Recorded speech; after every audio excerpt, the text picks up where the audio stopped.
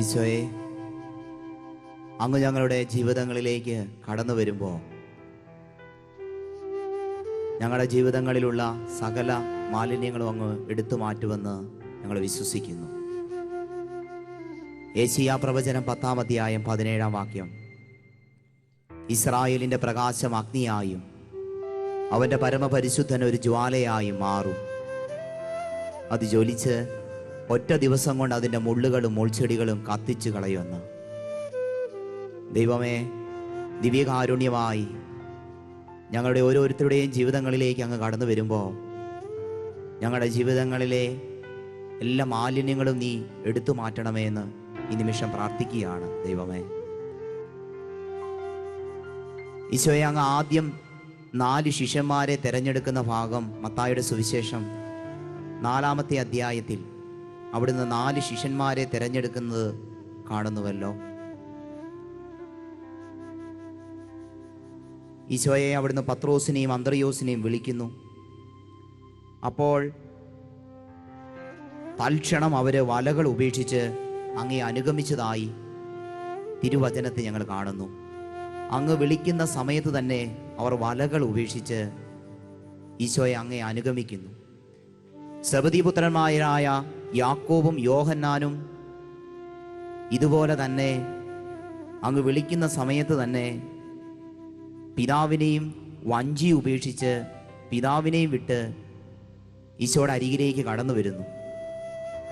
ദൈവമേ, ഞങ്ങൾ ഓരോരുത്തരും ഇപ്രകാരം അങ്ങ് ഞങ്ങളുടെ ജീവിതങ്ങളിലേക്ക് കടന്നു വരുമ്പോൾ ഞങ്ങളുടെ ജീവിതത്തിലുള്ള അഹങ്കാരം, വിദ്വേഷം, വെറുപ്പ്, ശത്രുത, കലഹ സ്വഭാവങ്ങൾ, ജഡീക പാപങ്ങൾ, ഇതെല്ലാം ഈശോയെ നീ എടുത്തു മാറ്റുമെന്ന് ഞങ്ങൾ വിശ്വസിക്കുന്നു.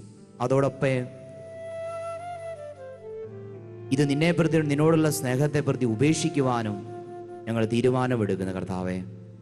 അതാണല്ലോ ഓരോ ക്രിസ്തു ശിഷ്യൻ്റെയും ധർമ്മമെന്നത് പറയുന്നത്. ഇസ്രായേലിൻ്റെ പരിശുദ്ധനായ ദൈവമേ, ഞങ്ങളുടെ ജീവിതങ്ങളിലേക്ക് അവിടുന്ന് കൃപാനയായി കടന്നു വരുമ്പോൾ ഞങ്ങളുടെ ജീവിതങ്ങളിലെ എല്ലാ ആഗ്രഹങ്ങളും, ഞങ്ങളുടെ ജീവിതത്തെ ബന്ധിച്ചിരിക്കുന്ന പല തിന്മകളും വിട്ടുപോകുമെന്ന് ഞങ്ങൾ വിശ്വസിക്കുന്നു. ഞങ്ങൾ ഉപേക്ഷിക്കാൻ കടമയുള്ളവരാണെന്ന് ഞങ്ങൾ വിശ്വസിക്കുന്നു. ഫാത്തിമയിൽ മാതാവ് പ്രത്യക്ഷപ്പെട്ട 3 മക്കള് മാതാവിൻ്റെ ദർശനം കണ്ടു കഴിഞ്ഞപ്പോൾ അവർ തീരുമാനമെടുക്കുന്നത് വളരെ വിചിത്രമാണല്ലോ. ഞങ്ങളിനി നൃത്തം പഠിക്കുന്നത് നിർത്തിയേക്കുകയാണ് എന്നൊരു തീരുമാനം അവരവരുടെ ജീവിതത്തിൽ എടുക്കുന്നു. ഞങ്ങൾ നൃത്തം പഠിക്കുന്നത് നിർത്തിയേക്കുന്നു എന്ന തീരുമാനം അവരുടെ ജീവിതത്തിലുണ്ടായി. ദൈവവുമായിട്ട്, സ്വർഗവുമായിട്ട് ബന്ധമുണ്ടായി കഴിഞ്ഞപ്പോൾ അവരുടെ ജീവിതത്തിൽ ഈ ലോകത്തിലെ എല്ലാം അവർക്ക് നിസാരമായിട്ടും ക്ഷണികമായിട്ടും കരുതി. ഈ ലോകത്തിലെ സകല വസ്തുക്കളും ആഡംബരങ്ങളും സുഖങ്ങളും എല്ലാം ദൈവത്തെ കണ്ടെത്തിയപ്പോൾ, പരിശുദ്ധ അമ്മയെ ഒരു തവണ കണ്ടപ്പോൾ ഉപേക്ഷിക്കാൻ അവർ തീരുമാനമെടുക്കുകയാണ്.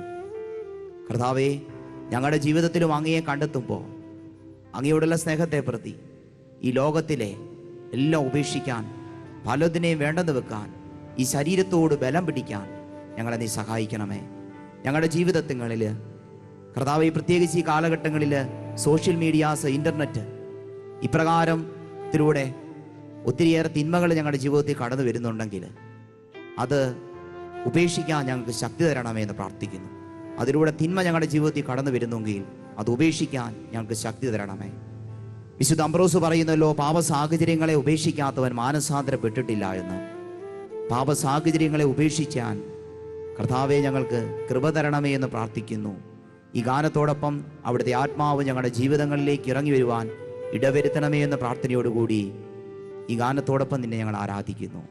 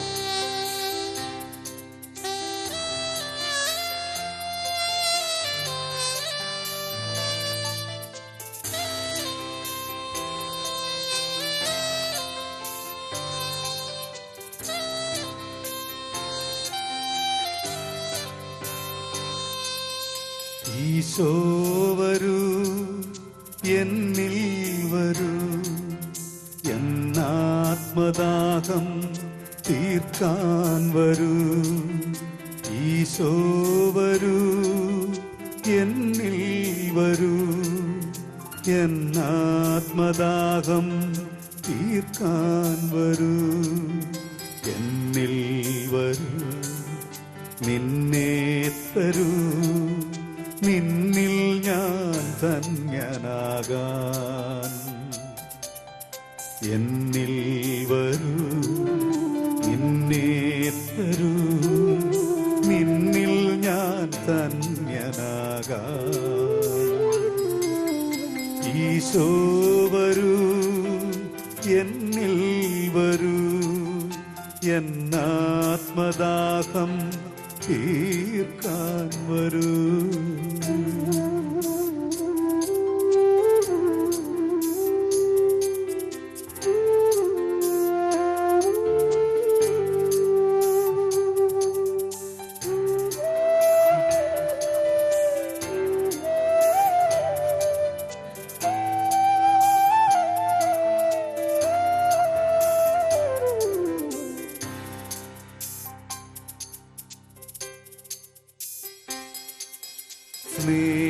സ്നേഹമെന്തെന്നു നീ എന്നെ പഠിപ്പിക്കാൻ കാൽവരിയാഗമായി.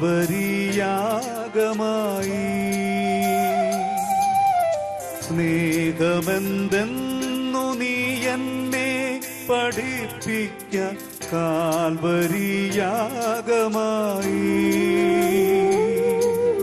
സ്നേഹമാം ദൈവമേ, എന്നെയും ഇന്നു നീ സ്നേഹമാക്കിയിടണമേ. സ്നേഹമാം ദൈവമേ, എന്നെയും ഇന്നു നീ സ്നേഹമാക്കിയിടണമേ. ഈശോ വരൂ, എന്നിൽ വരൂ, എന്നാത്മദാഹം തീർക്കാൻ വരൂ. എന്നിൽ വരൂ, നിന്നെ തരൂ, നിന്നിൽ ഞാൻ ധന്യനാകാൻ. എന്നിൽ വരൂ, നിന്നെ തരൂ, നിന്നിൽ ഞാൻ ധന്യനാകാൻ. ഈശോ വരൂ, എന്നിൽ വരൂ, എന്നാത്മദാഹം തീർക്കാൻ വരൂ.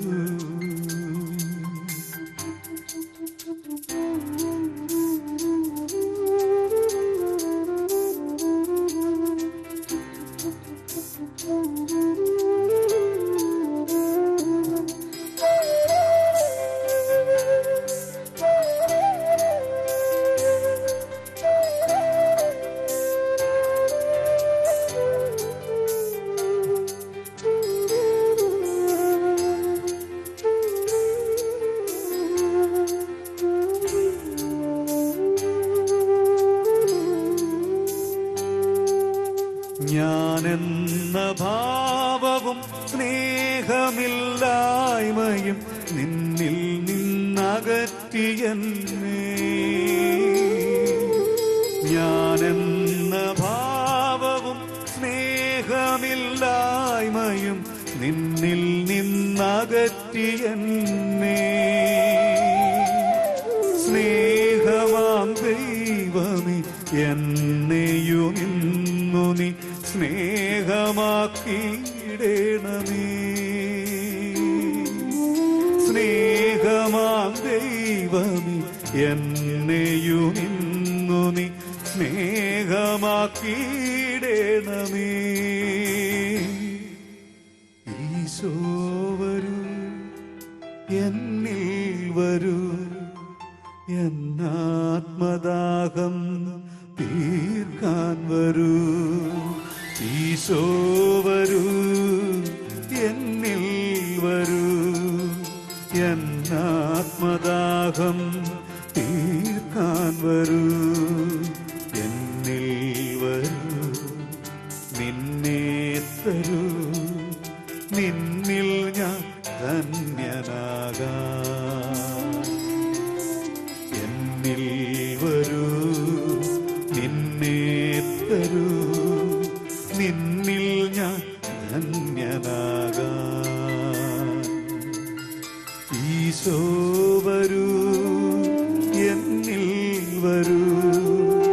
എന്നാത്മദാഹം തീർക്കാൻ വരൂ. ഈശോ വരൂ, എന്നിൽ വരൂ. എന്നാത്മദാഹം തീർക്കാൻ വരൂ. ഈശോ വരൂ, എന്നിൽ വരൂ. എന്നാത്മദാഹം തീർക്കാൻ വരൂ.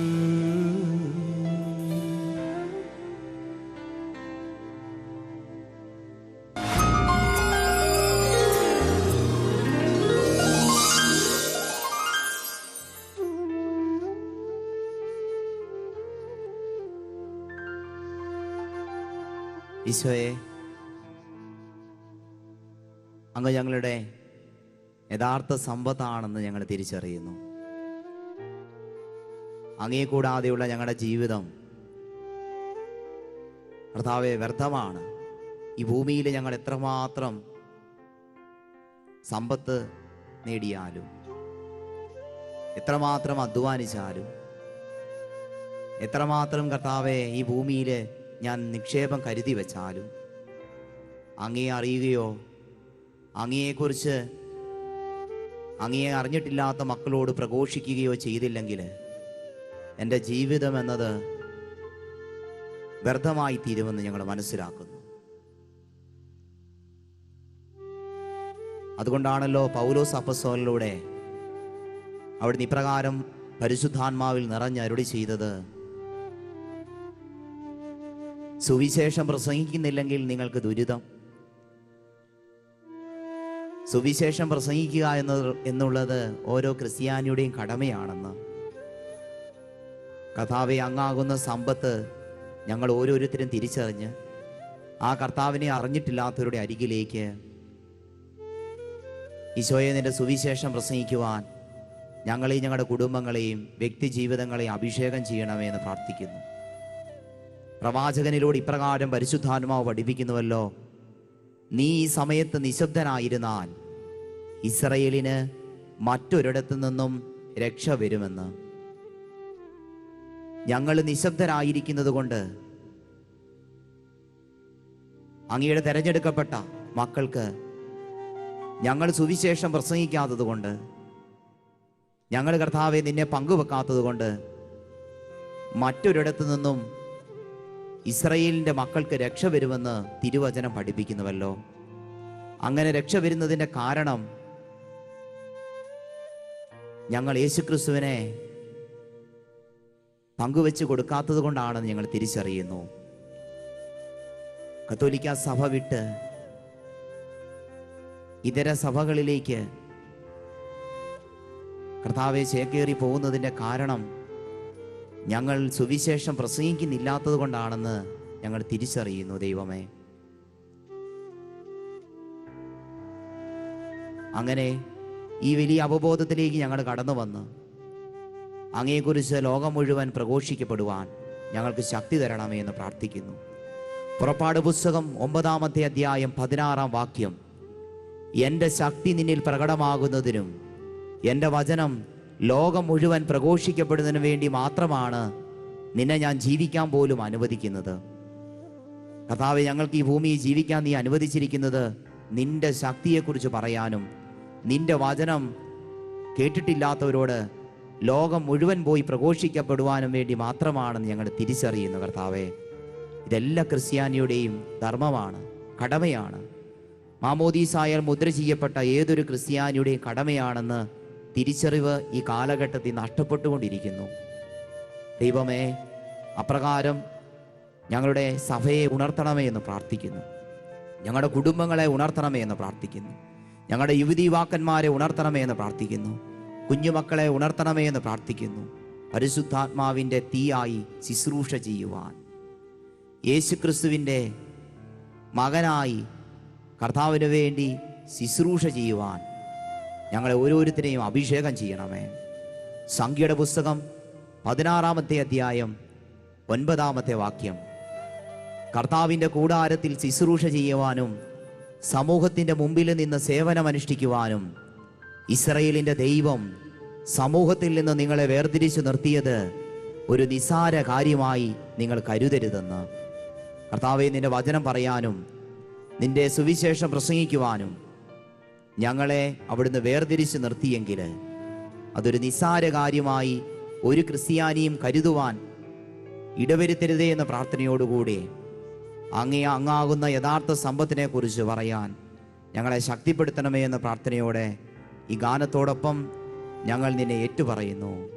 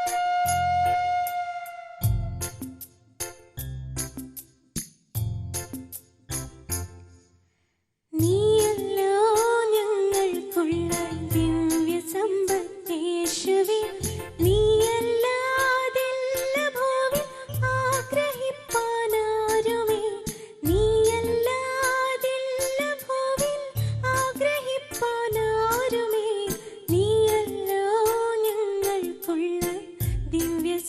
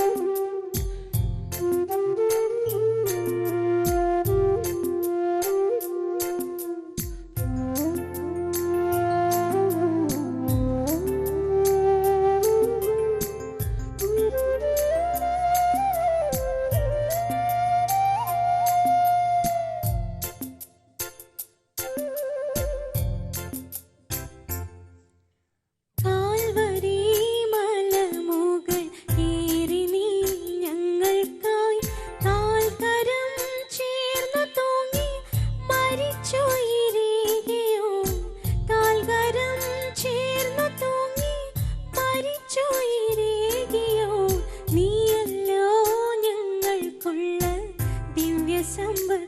യേശുവേ.